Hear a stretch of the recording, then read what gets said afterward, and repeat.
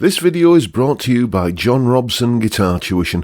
If you enjoy the content, please consider supporting the channel by enrolling on a course, purchasing some guitar lessons or a t-shirt, or you can join my Patreon. Now, on with the show. Hello chaps, welcome once again to John Robson Guitar Tuition. As always, I do hope you're well. Now then, it's Tuesday today, which means we're doing a top 5 list, and I'm going to talk about albums and artists that I've discovered recently today, because you see, it is a well-known fact that once you get into middle age, kind of mid-30s, 40s and beyond, and I very squarely fit into the beyond part of that equation, because you had decades of listening to all of your favourite music and discovering new music, and a lot of that music is kind of connected to big milestones in your life, kind of relationships and, college and all that sort of stuff. You treasure this music because it's full of happy memories for you. And, the longer you live, the more of this kind of treasure trove of wonderful music you possess. And there are only a certain number of hours in the day, so that doesn't leave a lot of time for discovering new music. And, as you start to get a little bit older, you're looking at musicians that you think, dear me, sunshine, I've got shirts older than you. What can you possibly have to say of any relevance to me? So it's basically known that, once you get into middle age, you stop listening to new music. And I became conscious of this myself a few years ago. I was 50 recently. I was 56 even more recently. And I made a bit of an effort, a bit of a conscious decision when I turned 50 that I was going to start, kind of opening my ears again to new music. So what we're talking about today are artists and albums that I have discovered since turning 50, starting with Hard Lessons by Chris Shiflett. Yeah, this is a fantastic album. Foo Fighters are a band that I kind of got into in the 90s, I guess. Obviously we all know the origins of the band, Dave Grohl's solo project after the demise of Nirvana. And, I own a couple of albums. I think I own a best of and one or two other albums that I listen to occasionally. And I've always been a fan of Chris Shiflett's guitar playing. I think he is just an old school classic rock melodic guitar player with just enough virtuosity and flashiness there to make it kind of aspirational to listen to. You want to be able to play like him. And I can't remember how I discovered it, but I did discover that he had, a solo career. So I went onto Spotify and searched Chris Shiflett, and this was the album that came up, and I cannot stop listening to it. It's incredible. It's just good old-fashioned, earthy, rootsy rock and roll with a slight country tinge to it. Maybe even a slight sort of southern rock kind of tinge to it. I defy you to put this album on and hear the first track, Liar's Word, and not just be bellowing along to the chorus by the end of the song. It is absolutely astonishingly good if you like good old-fashioned, rootsy, earthy rock and roll. Go and check it out. You will not, I promise you, be disappointed. Next. Kingfish by Kingfish Ingram. Yes, a guitarist that I've been hearing so much stuff about for not many years, because he hasn't been around many years, but for quite a while. Kingfish Ingram. A lot of my students who, come to me because they know what I do, I'm kind of squarely in the kind of blues and classic rock and blues rock kind of, that's my comfort zone, that's where I'm happiest. And I tend to attract a lot of students who come to me for guidance in that particular genre. And a lot of them were mentioning this guy, Kingfish Ingram, and it's just one of those things. Oh, I must check him out. Yeah, I must listen to that. And then you don't get round to it because, as I said in the intro, you've got this whole kind of treasure chest of music that already kind of fits that blues and blues rock kind of bill. And a lot of that music has a lot of happy memories for you. So it's just like, yeah, well, I can either listen to Still Got the Blues by Gary Moore or Texas Flood by Stevie Ray Vaughan, or I can check out this new album that I know nothing about. And, maybe it's a case of laziness and you just kind of opt with the devil that you know. But when I finally did check out this album, dear me, it's absolutely fantastic. It's like, why didn't I listen to this sooner? It's, if you like good kind of raw, earthy blues and blues rock, just fantastic guitar playing. Nothing revolutionary, it has to be said. Every lick in every solo that Kingfish plays, you could equally just transplant it into a Stevie Ray Vaughan or kind of Layla era Clapton solo, and it would not sound out of place. But he carries it off with such conviction and integrity and enthusiasm that it's impossible not to just immediately fall for it. I certainly did. So if you've been hearing, like I have, or like I was doing, about this guitar player Christone Kingfish Ingram, and you haven't yet checked him out, this is the album to go for, his debut album. It is absolutely magical. I urge you, go and listen to it. Next. War of Kings by Europe. Indeed, Europe. Okay, hands up how many of you know them for that one song, and have that memory in your head of, a bunch of pretty boy Scandinavians with mullet hairdos and, and all kind. I just seem to have this memory of them posing in a music video for that particular song. Surrounded by dry ice and kind of laser beams and all that. Forget about all of that, okay? Do you remember when heavy metal was, in the 80s, I guess it wasn't all about 8-string fan-fret guitars, drop-tuned and kind of down to low C sharp or whatever it is, or low A, and a drummer with kind of a double bass drum, and that kind of a drum beat that sounds like kind of somebody started a tractor, dugga dugga dugga dugga dugga dugga, that kind of stuff. Remember, and vocals that sound like somebody basically belching and burping.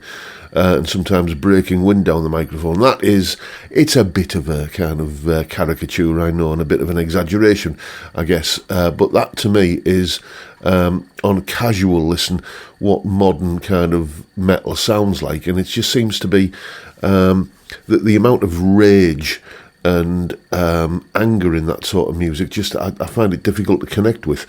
But you remember when heavy metal was, hard-hitting, kind of virtuoso, melodic music with melodies and lyrics that you could actually hear. But, it still had that kind of rawness, that attitude that made it sound heavy, I guess. This is what this album is all about. It's like just good, old school, heavy rock / metal. Melodic, virtuoso, hard-hitting, riffy songs that just kind of stay with you. I've got to thank the guys at another one of my favourite YouTube channels, Sea of Tranquility, for recommending this album. Not personally to me, but they were talking about it in one of their videos.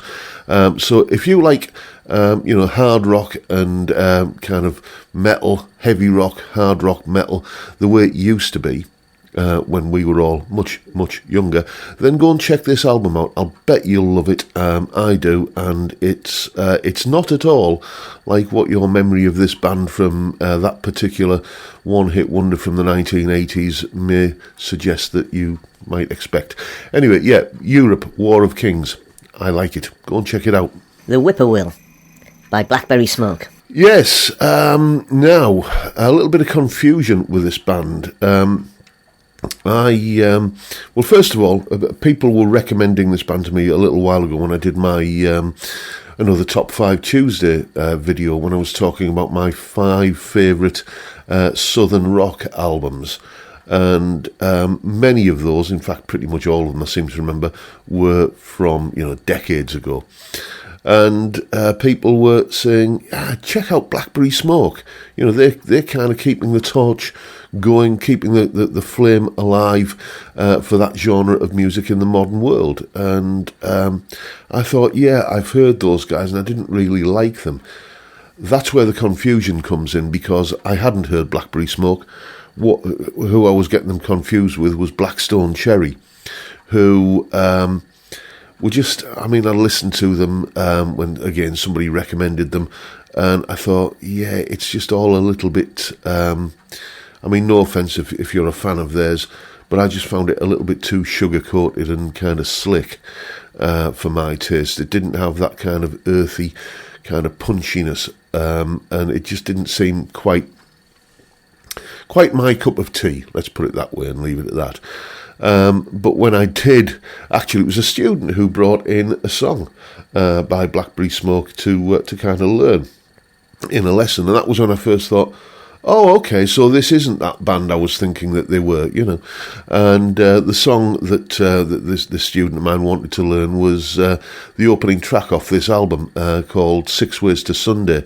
It's just a good old-fashioned barroom stomping rock and roll, kind of rabble-rouser. It's like you can almost smell the sawdust on the floor of the venue. I summed it up brilliantly, I think, in my humble opinion, to a mate of mine when I had this album on. He called round to visit, and I said, you can tell that this is a band that many times in their career they've played gigs behind chicken wire.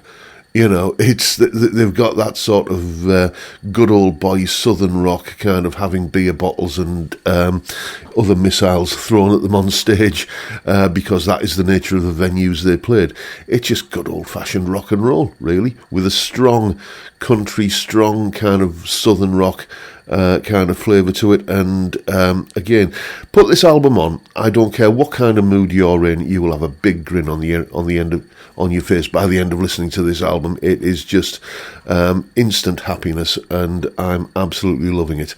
Blackberry Smoke, the Whippoorwill. The Whippoorwill, by the way, is a bird. I had to look that one up. It's a bird, much like the cuckoo, that gets its name because of the noise that it makes. That was just something I didn't know what it was, so I googled it. And if you're curious, that's what a whippoorwill is, as well as being the name of this rather great album by this band I'm enjoying discovering more of. Next, Layla Revisited by Tedeschi Trucks Band. It has been documented by me many times that one of my favourite albums, possibly my favourite album of all time, is Layla and Other Assorted Love Songs by Derek and the Dominos. And if someone had suggested that, that album could be redone by another band, I would have been very, very apprehensive at the prospect, to put it that way, because it would have been like messing with a masterpiece. But this album here by Tedeschi Trucks Band, they basically play the entirety of the Layla and Other Assorted Love Songs album from start to finish live. I think it's done live at Locken. I'm not sure what Locken is, but it must be some festival or something. I'm sure I will be enlightened in the comments section. But yeah, they basically play the entire album live, and you can tell there is a genuine warmth and affection for the source material here, for the music that Eric and Dwayne Allman and Jim Gordon and who else was in the Dominoes? I can't remember. Carl Radle, the bass player in the Dominoes? Again, someone will tell me. But there's a genuine affection and warmth towards that album. I can tell that Derek Trucks, who apparently is named Derek. His parents named him Derek after Derek and the Dominoes. I only found that out recently. You can tell that Derek Trucks really, really feels, I think, the same way about the Layla album as I do. It's just one of those special little gems, a jewel of an album. And he's him and his missus Susan Tedeschi and the assorted band members are really paying homage to it here, and they don't try and do an impersonation of the original album.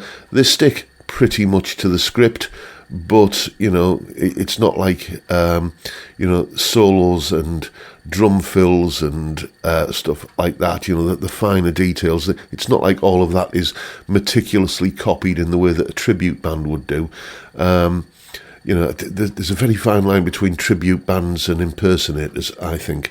And some of the, kind of tribute bands that you see are, kind of verging on impersonations. But this is very much a heartfelt tribute full of just magical playing and musicianship. If you like the original of this album, if you feel the same as I do, that it's just a magical, fantastic album, best thing that Eric Clapton has ever done, really, then I'll guarantee that you'll probably like this album as well. Certainly, it's worth checking out and giving a fair hearing to. So there you go. Those are 5 albums and artists that I have discovered since turning 50. I'm motoring on there in terms of my years on this earth, and I'm having a great time rediscovering the joy of discovering music, if you know what I mean. As I said earlier, you get to a point where you're just comfortable in your kind of in your music vocabulary, and it can be a little bit of an effort to kind of go out and discover new stuff, but it is well worth the effort, as I'm discovering. I did go through a phase a little while ago where I would leaf through my music collection and think, nah, don't want to listen to that, heard that too many times. And I find I get that kind of thing happening much less often these days. Now I'm becoming more open and receptive to new stuff. So there you go. Let me know if you have gone through the same sort of, process as I have, discovering new bands as you get older, bucking the trend, as it were. And if that's the case, leave a comment down below. And that's pretty much the video for today, folks. Hope you've enjoyed it and maybe discovered some new music to go and check out. And if that's the case, please hit the subscribe button and the notification bell if you haven't already done so. And why not drop me a like as well while you're at it. Don't forget the live stream every Friday, 5 p.m. UK time, where we drink beer and talk about music and guitars. Great way to kick off the weekend. I'd love to see you there if you can make it. But for now, I'll bid you all a good day and say thank you so much for watching. Thank you for your time. Look after yourselves, folks. Stay well, stay safe, and above all, stay sane. Bye for now.